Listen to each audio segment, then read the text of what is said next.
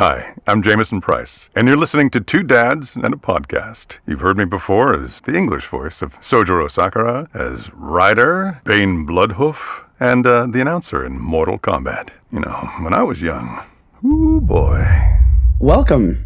Thank you. To Two Dads and a Podcast. Two Dads and a Jamieson. They get three dads. Today. Yeah, three dads and a podcast. We've got our new regular here, guys. Excellent. This is kind of, we were trying to, always come up with questions more that aren't being asked.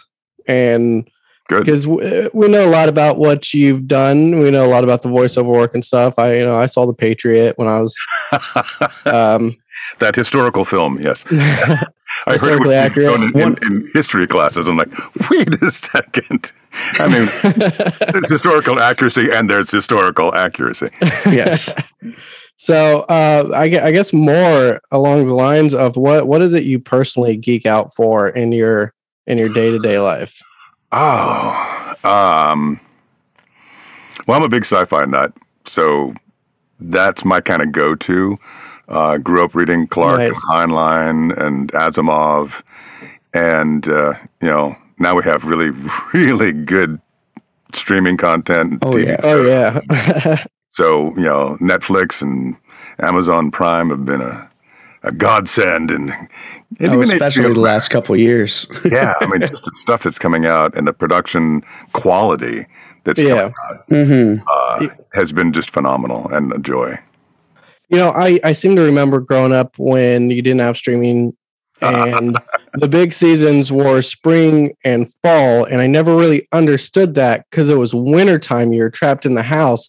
Yeah. And Disney Plus seems to really understand that because Disney Plus has been releasing all their everything stuff in wintertime. Yeah, it's great. I appreciate that so much. Yeah, but now we're so stuck inside, though, not just because of winter, that we binge it all in like one weekend. And it's like, all right, what am I watching now? Yeah, I have still, I'm rationing the end of The Expanse. I'm just kind of giving myself a little taste every now and then to go, oh, yes, that universe still exists. Because I was never one for rereading books much, although, Lord of the Rings, you can reread every, Oh, a man of my own heart. But I'll show you. Oh, cool. Sorry. I finished a book, and then I don't want to read it again. My sister used to be able to read over and over again. I'm like, I already know the ending. Because when I'm reading, I get so involved. That the world disappears. I go, into that world of the book, and that exists for me in a very visceral way. I remember getting in trouble in like 4th or 5th grade because in school I would be reading books, and they thought, oh, he's reading, great. But I'd look up, all of a sudden we're in math. I'm like, whoa, what happened? An hour went by, and I was just lost to the world. Time traveling. No, I like that. You mentioning Lord of the Rings, sorry, we're both huge, Lord of the Rings nerds. Super excited about the Amazon Prime announcement. Yeah. And looking up the behind the scenes of how they made that with an actual forge and everything was amazing. Yeah. But I have an entire shelf right here of Lord of the Rings Funko Pops. And I've got 5 different copies of the book. Didn't you just get a new one for this year? Yeah, for Christmas. My wife got me this one. It's the here, I'll turn off my light. Ton of glare there. There we go. The illustrated edition. So it's all the illustrations of Tolkien. And I love the cover, and the binding has the Elvish on it. Oh, man. I was so excited when she got that for me, and she was so concerned. She was like, is he going to be bothered that he has 5 copies now? I was like, no. I've been telling people I have 5 copies for years, and apparently I only have 4. Oops. Can't have enough copies of Lord of the Rings. No. I love it. I don't read as much now. I used to work on a dock, and, I was sitting on a forklift reading constantly. Now, I'm working in an office on a computer. I don't read as much, but I love going through the old books. We have like half price books here, which is just books, wall to wall. and they have their old book section, and it's just these rare limited editions of the Iliad or all sorts of Lord of the Rings, and it's just so I only have so much money to spend. Well, I used to pre-pandemic go thrifting. And you'd find the occasional bit of gold in glassware or something, boots or something. But I'd always make sure to go look at the books because people get rid of them. And I've found some really good reads. Books, records. Those are ones that, especially at a thrift store, they don't seem to know what the records values are. But that's the thing that sucks about smartphones is now you're one click away. From finding out how much exactly something is. Well, we've talked about literature. I want to know what kind of music are you really into? Because we're really into. Oh, pretty eclectic. That's always a good thing. Good. Love a good Celtic fusion. Nice. My daughter, did she introduce me to Cat Empire? I don't know if it's my daughter or if I introduced her to the Cat Empire. But the Cat Empire, the ska band, Australia, real favorites. Got to see them in London, which was really kind of cool. Oh, nice. But they, I just love, it's just great beat, energetic, fun stuff. Definitely. And I enjoy a good... relaxation, Carlos Nakai, Native American flute stuff for chilling and doing a bit of meditation. Winding down. Spotify has been great just because you can put stuff in and more things come out. Yeah. Oh, man. Spotify is great, especially like when they give you like the end of the year thing. Oh, yes. And then they give you recommendations off of that, and you just... always finding new music, always finding new stuff, and I love it. You're making a playlist, and they're like, "Hey, consider these." You're like, "Oh, that's cool." Finding good stuff is good. So I like that a lot. A little bit of classical here and there. I've worked for various symphonies and operas, and so there's a little bit of. I have an appreciation for that, but it's not a real go-to. Gotcha. Jazz. My dad was really into jazz, so I got a little bit of education in Miles Davis and Beck and everybody. So that's also good stuff. Groove Beck is a big favorite in the household here. Glen Miller. Oh, yeah. Right, yeah. Well, I actually have a stack of vinyls that my neighbor gave me years ago because she was an older lady and she was like, I'm not using them. I want to give them to somebody who would appreciate it. And I walked out with like a stack this tall of vinyls of old jazz and Disney and all kinds of stuff. It was really cool. What kind of stuff were you doing when you were working for the symphonies and stuff? Oh, I've always been kind of in theater, and rather quickly learned that while actors will work for free, technicians always get paid. So, I transitioned out of restaurant work as a subsistence gig for my acting lifestyle, because restaurant work, although it was enjoyable and I learned how to cook out of it, is rough, and it's you gypsy from one job to another because you've called in too late or called in too many times because you have an audition or something. But anyway, tech theater, I started to do that, and I'd done some of that in college and learned enough skills that it stood me in good stead, and developed quite a career as a stage technician, building sets. Nice. Electrics, running lights, learned sound, stage management, production management. So I was working as the stage supervisor at the John Anson Ford Amphitheater in Hollywood. It's an outdoor amphitheater, roadhouse basically. We didn't put anything inside, but a lot of LA County artists would come and do stuff there, but then we'd also bring in people. So I worked with a lot of different symphonies that would come in and use the space because it was acoustically just beautiful. So I do work for symphonies and setting them up, assisting and miking them. I'm not a mixer, but I'm a good A2 or audio 2 technician to help the main people. Nice. And then Nice. I learned how to hang lights and take apart instruments and clean them and rig, climb around in a harness and in trucks. Try to keep young that way. That sounds like a lot of fun. It is. It's a lot of fun. And it's very rewarding. Theater is such a collaborative effort, a team effort. The technician end of it is often very thankless because you never see them, or at least you're not supposed to. Right. And you only know of them if something goes wrong. So when the whole thing runs smoothly, people are like, oh, that was a really nice show. And you don't know. I mean, the artists, the performers are out there performing their little hearts out, but the only way you can hear them and see them and enjoy the sets that they're on are because of the technicians. And so I really enjoyed doing that. Saw a whole lot of really good bands from the side of the stage. I never got to see them. I'd be off to the side. Procol Harum was a wonderful, crazy event at the Ford Amphitheater. A rainstorm came flying in, and our production manager at the time was like, the cell is 10 minutes away. They've got to play wider shade of pale now. I'm running over to the tour manager going, this is what's going on. Can you get, like, yeah, okay, cool. And then they go into it, and I can't remember his name. Long white hair, Hammond B organ. He's going into it.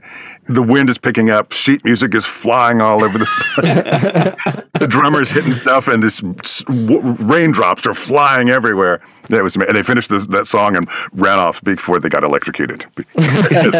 Rainstorms are bad for electricity. A little bit. I've played in the rain a few times. Not great. No, not great. Now, when those cables start going underwater, you're like, oh.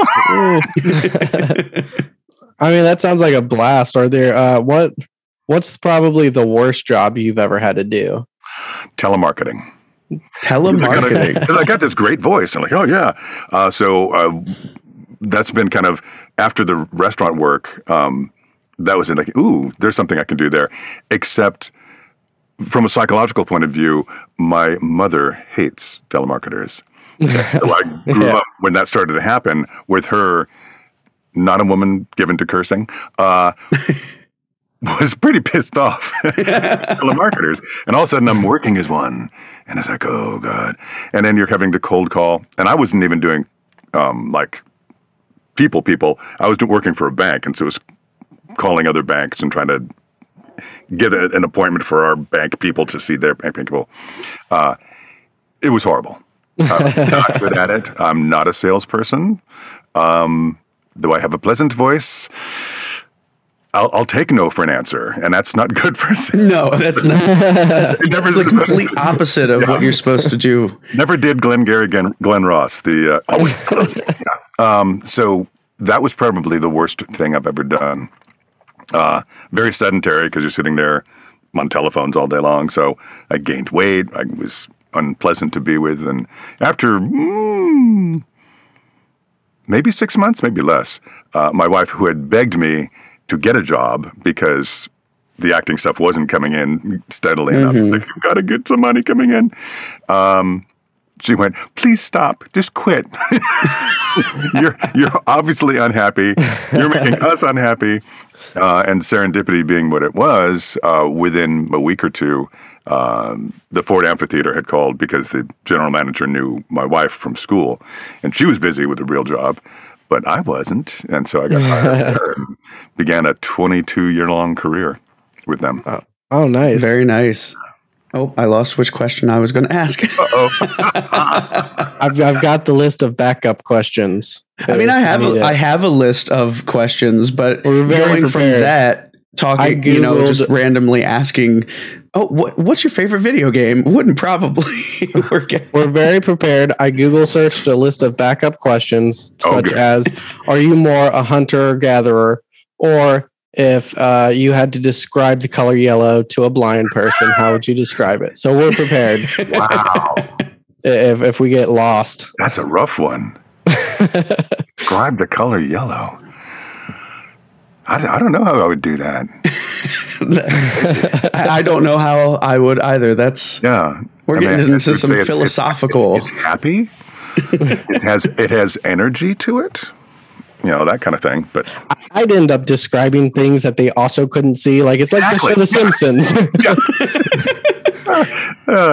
You'd go to that and like, oh yeah, our visual sense is so ingrained in how we think, how we talk. It's crazy. So yeah, you lose a sense, and all of a sudden, how to describe things gone.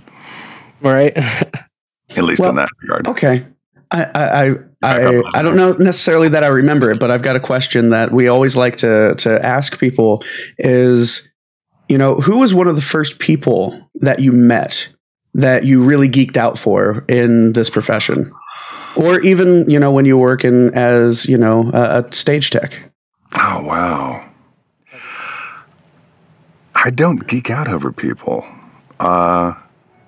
It's interesting. I'm trying to think.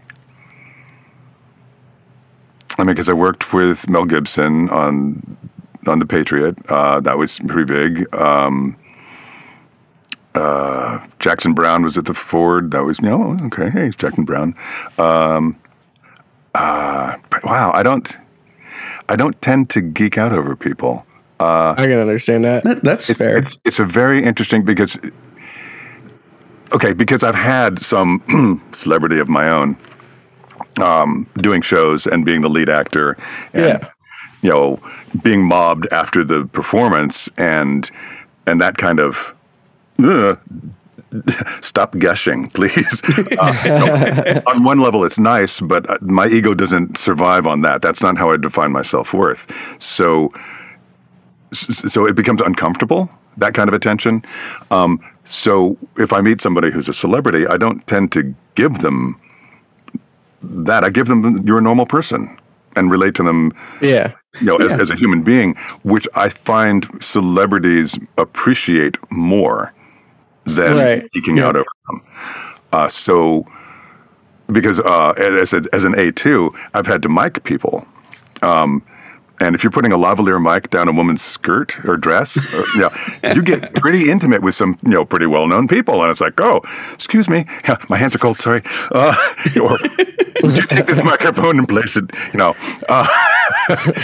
because you got to run that thing so it's not seen. So I've been, up close and personal with a lot of people of celebrity status. But it isn't the whole geeking out thing. Just never happens for me. Isn't that sort of like a coolness that you have, like mellow? I'm pretty chill personality that you got. Yeah, I'm pretty chill. I'm not terribly high strung. See, I like that because that's as somebody who hasn't necessarily worked with, but have met quite a few voice actors through our podcast like this, and a few people in real life. That's one thing that I've always tried to do is they're people. Yes. At the end of the day, they're a person trying to live their lives. I'm not going to, gush over, oh my God, will you give me an autograph? I got selfies, especially for a voice actor, because Mortal Kombat's big. And so people geek out over that big time. And all of a sudden it's like, I've got to do a little voice message for their friends or it's like, okay. So you give it as much as you can because you want to be kind to people. Mm-hmm. But at the same time, that can be a little, it can be a little much. Like, I think the three that come to mind that I've met, I met Reggie Fils-Aimé, the ex-president of Nintendo America. Oh, yeah. I met him at a work convention. At the same work convention, Chris Sabat was there, so I got to meet him.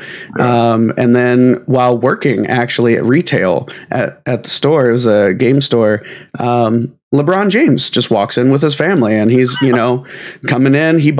I sold him Batman and a strategy guide. And, I just chatted with him about Batman. One of my employees, I actually kind of had to hey, calm down a little bit. And because she was like, oh my God, freaking out. And, but luckily he was with his family, and his wife, man, she was on it immediately. As soon as my employee started like gushing, she immediately tied her up in conversation.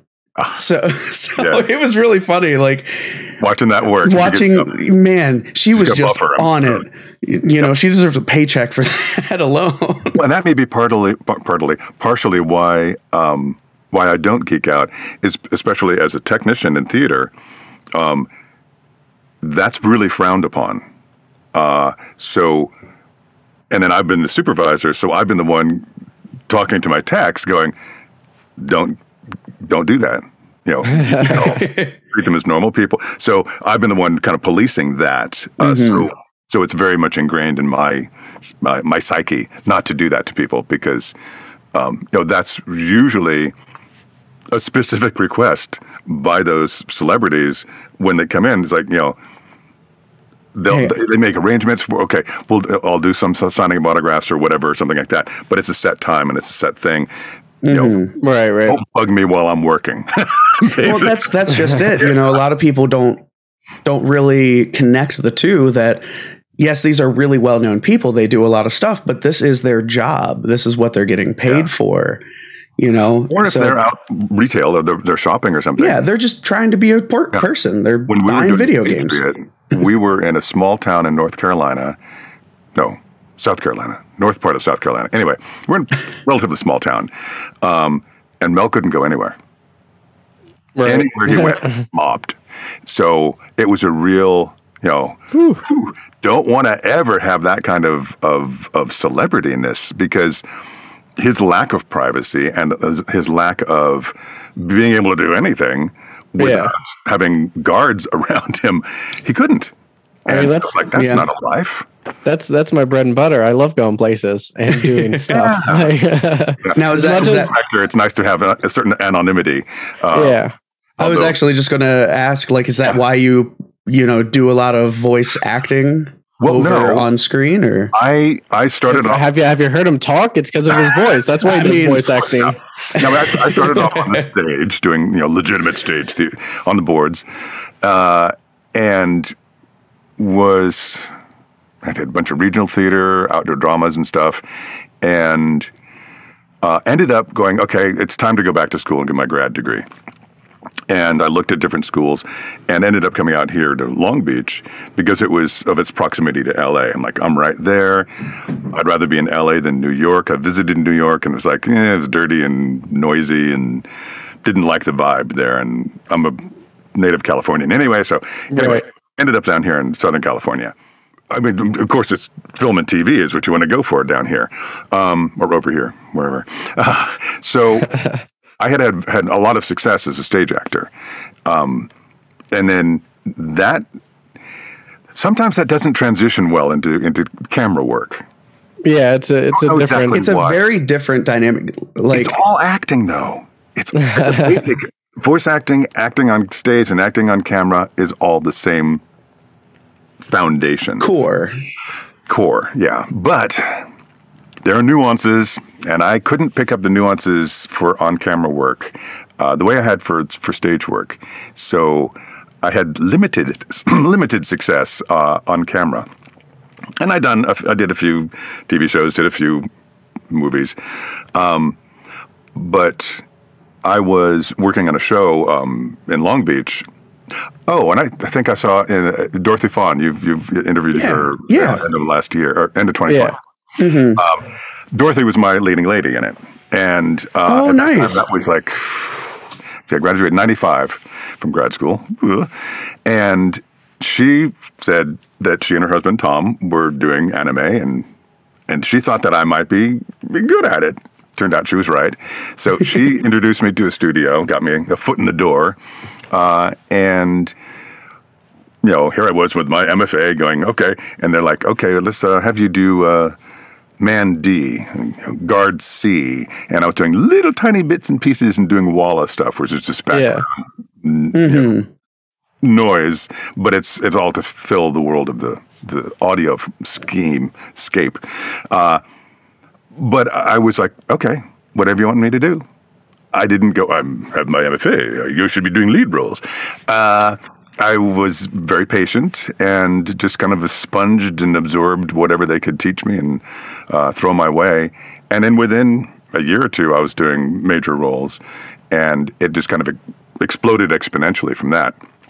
What I discovered then, when you do on-camera work, they say, okay, come in and your arrival time's 5 a.m. and then you're going to go, check in here, and then you're going to go in hair and makeup, and you're going to do this, and you're going to do that, and then we'll have lunch, and then we'll shoot you around 2 o'clock in the afternoon. And then you'll wrap around 10 p.m. and head home at 11. And you're like, that's a little brutal. So you do a lot of time. It's a full-on day.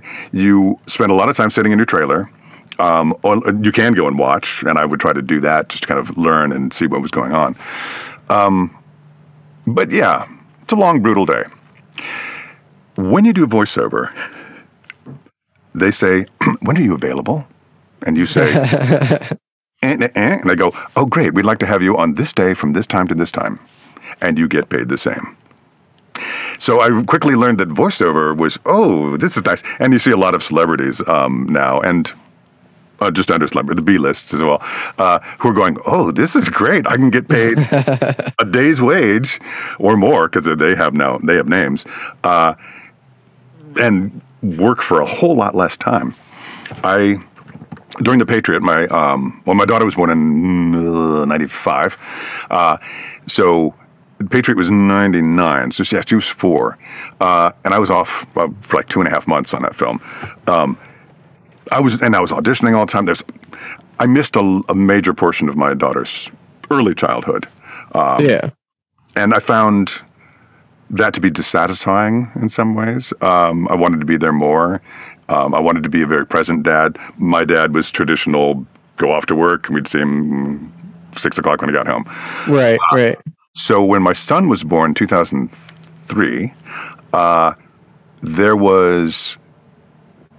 was really when the whole video game market was, the memory storage was growing beyond exponentially. And all of a sudden they're like, we've got all this storage. We can have more than just grunts and we want to have actual dialogue. And so they had to kind of go beyond the pool of engineers where they had going, ugh. Right. They turned to the anime dubbing world. Not too sure why, but thankful they did. Yeah, so we are too. we all made a good transition we still do some dubbing. And at that time, a lot of the piracy was happening too. So, I mean, there were companies going down all over the place, and studios were like, we can't keep up. So anyway, video games took off, and that became, wow, yeah, very much. I can work from 10 to 2 because I have to drop my son off and I have to pick him up after school. And that worked out beautifully. So I really dove headfirst into voiceover at that point. And it's pretty much been growing steadily ever since, which is great. So, you with your theater background, what's your favorite production to act in, and what's your favorite production to watch? Ooh. Favorite productions to act in is probably Shakespeare. Yeah, that's pretty typical. I mean, we've had that a few times. that writing. I mean, it's the whole, and we have such the vague historical background of, did Shakespeare actually write Shakespeare? Right. And we'll never know. But the writing. I love Doctor Who's explanation of Shakespeare. That was a great episode. Yeah, but the writing is so much fun. It's all there. And there's so much more. It's all there, and yet there's so many more things to find in it as you work on Shakespeare, as you come back to the plays over and over again. So I think that's my favorite play to do. Right. And then to watch, I mean, I poo-pooed musicals for many, many years. I still kind of do. Well, then I had to do them, and I was like, "Ooh, this is hard." You mean I have to act and sing and dance? Don't get me wrong. We loved doing musicals. We did a ton of musicals. I don't like watching them as much. But yeah, so for me, I mean, Les Mis was a huge, like, wow. Hamilton, bigger wow. Oh man, Hamilton was so good. So those are such a joy to watch. But then things like Come From Away was just phenomenal. Where, I mean, theater can be so transformative and so effective. So I mean, I love the cathartic experience of theater and the being touched by what's happening on stage. I know they're actors. I know what the lighting is going. I know the audio, and I can still be transported and taken to a different time and place, and learn and grow and feel. So. I love that. In live theater, there's just that energy exchange between performer and audience. That's fantastic. Yeah, I did theater all the way from middle school through my first semester in college. Unfortunately, I wasn't able to continue. We did a musical together where we held hands and it was almost kissed. So funny story with that. I don't know that we've ever told this story to anybody on the podcast. So we did Into the Woods, but it was, the junior version. So it was only the first act. Right. And I was Prince Charming. And I was Rapunzel's prince. And so during the whole agony scene, there's that whole dynamic going back and forth. But at the end of the song, they're both so engulfed in their own pain, their own thing going on. So him and I came up with this idea of, at the end of it, we drop down to our knees and hold our hands out for that last long hold. Yeah. And we end up holding hands because of it. Man, it was such a hit with the whole crowd. It was so great because, as soon as the music was over, it was the whole like, ugh. Yes. How about those? It was so good. I found he kept performing on stage. I found my way into the pit. I much preferred saxophone. Yeah, he was playing the music, guitar. I was up on stage. It was a lot of fun. I wish that I had continued it, but life happens and a lot of stuff kind of does. Takes priority. And Ohio's kind of not. Yeah, Ohio's not really an acting state, so that's true. It's a lot of corn. We have corn. Yep. Well, so getting into all the roles that you've done, you've done quite a few, anime, video games, on screen. I don't know if you know this about yourself, but your credits list is. We consider printing off on IMDb. Yeah. We consider printing off what you haven't done yet. I'm chasing Epcar. Nice. But if you had to get stuck in one of the voices you've done that isn't just your voice, what voice would you want to get stuck in? If I got stuck in a voice? Well, I mean, they're all aspects of my voice, of course. Sojiro, but that's pretty much me, just a little more tired.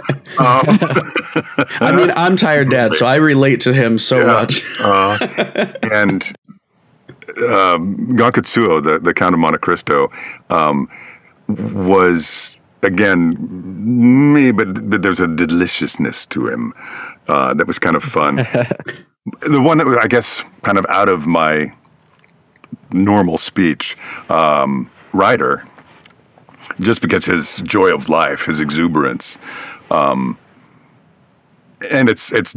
I'm pretty chill. He's not chill at all. So that kind of bit of a bull in the china shop, and his joy of life is wonderful for me. So I would, I guess, pick Ryder. So I guess we're going into Fantasyland questions now. All right.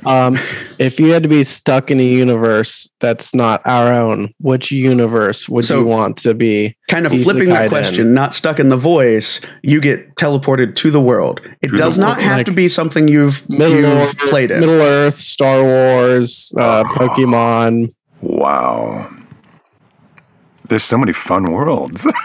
I know there are a lot of dangerous ones too. Well, that's because I mean, Lord of the Rings, right? Great. Oh, maybe not so great.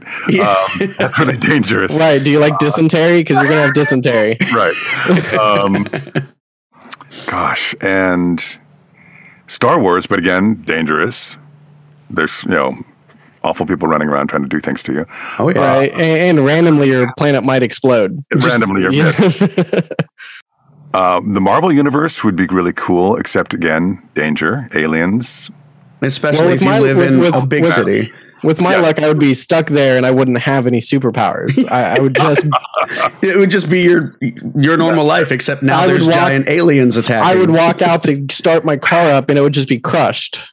And I wouldn't know why. Why? What's going on? I would say the Star Trek universe. Nice. Okay. Yeah, I like that. When I look at, I mean, I watched the original series when I was growing up, but the whole Star Trek arc and what Roddenberry was going for, was fair and equal, and was a civil society and inclusion, and so, God, it was such a, oh my, can we just live there kind of feeling that. I mean, there was trouble and strife and things, but you got to for entertainment. You got to have some conflict. But the society in general seemed to be more peaceful, more intelligent, more inclusive, more evolved. And right. It was a very progressive show in an era where progressive wasn't seen the way it is now. And I think that's why Star Trek still holds up today. Not necessarily, especially the originals. It's a little hard to watch nowadays with all the special effects we're used to. But the concept and the overlying plot and the story and the characters are so relatable now, even still. And I like that answer. That's a good one. But that's for me. I think if that universe, I could be okay living there. I would enjoy living in a lot of the other ones, but it will depend if you're if I have the powers or not. We'll just vacation at some of the other ones. Now, if you could pick a superpower, have you thought about this one? Of course, we've all talked. We've all thought about what superpower. Invisibility was big on my list for a long time, and super strength was, but I think a consistent one for me has been flying. Yeah, I would really dig flying and just. I think we're going to get along for a while here. I think that was my pick. I mean, when you look at the overview effect the astronauts have, they get up there and they go, "Oh shit, we're all on that." Yeah, that's where we live, and look at all this other stuff that's not hospitable and not inhabitable. So that the perspective I think that you get, just back a little bit and flying over it all, and also then you wouldn't have to worry about heights. Wouldn't have to worry about heights. You don't have to worry about driving in your California traffic. Right, no traffic for you. You just, hey, I want to go to I don't know. I want to go to Italy this weekend. Sure. You just zoom over there, bring a snack. I mean, teleporting would be good because it's be instantaneous, but I like the journey. Watch out for new buildings. If they built something, Got to be able to filter that out. Yeah. What is your craziest on the job moment that you've ever had go on? I mean, one of the most kind of crazy and cool things, I guess, and more from a technical point of view, we had a couple of different, but this is the first concert. It was a Lost concert. Michael Giacchini and the session musicians came, and they had the parts of the airplane and stuff that they were playing for the soundtrack. So he did the music of Lost. But we had a screen up, and we were showing episodes of Lost while they were playing. So it was all related and all together. It was very cool. Yeah. Okay, so a storm came in, Always with these storms. Yeah, storm. Because you're outside. And that's the thing people don't get. Rain, wind. So a storm was coming in. And when the screen was brought in, now, mind you, the stage is full of musicians. Yeah. Important musicians, Western musicians from these are all really cool cats and people who work all the time and they're like top of their game. And Michael Giacchini, the guy who brings in the screen, it's non-perforated, which means there's no holes in it. Which means it's not a screen, it's a sail. Oh no! Yeah, so we go. Okay, we got to do And he's like, "Oh, I've got 2 tons of weight on each pillar." Yeah, okay. Okay. And you know what the force is that's going to hit the... Have you done the math? And, of course, he hadn't. So we roped off the top points on the screen. So those were triangulated 45 degrees north of front and back so that to keep the screen steady. So the wind came, and the way that the wind was going, because it's a canyon... basically. So the wind came this way, hit the back of the hill, and swooped this way. Oh. Yeah. So here's the screen, here's the orchestra, and it's doing this. Oh, no. And you're like, and it's not getting there, but it's getting close. And it was really scary. And this is going on. And so this is happening. We ended up having to go out, and we loosened the bottom points on either side of the screen and let it sail. But we had to tie it off. So we sat there on the hillside behind, and we took turns because it was a long concert.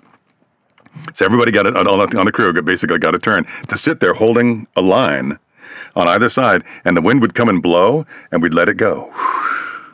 And we'd pull it back in, and we'd let it go, and we'd pull it back in. And it worked. And it went like this way over their heads, not this way over their heads. So that was a crazy, crazy moment that we salvaged. It worked. And the whole storm idea was great for Lost. It worked beautifully. It was just a little terrifying for the technicians. It's themed. It was very themed, exactly. I'm going to take one of his questions that he usually asks, and it's, do you like the sound of your own voice? Oh, like is a hard word. Because nobody really likes the sound of their voice. This is why I asked the question, because I believe that same exact sentiment. Oh, yeah. You have that in your head. Oh, I sound like this. And then you hear it back and you go, oh, I sound like that. So there's a huge mismatch and dichotomy between perception and reality. Right. Our own voices. The thing about an actor, on camera or voice, is that you have to get past that. Right. For on camera, you've got to get past looking at yourself and going, oh, look at my hands. Oh, God, what am I doing with my face? You have to let that go. Voice-wise, you have to let go of, I sound like that? And listen to, did I mean that? Am I communicating the story effectively? And am I being true to the character? So you start listening for different things.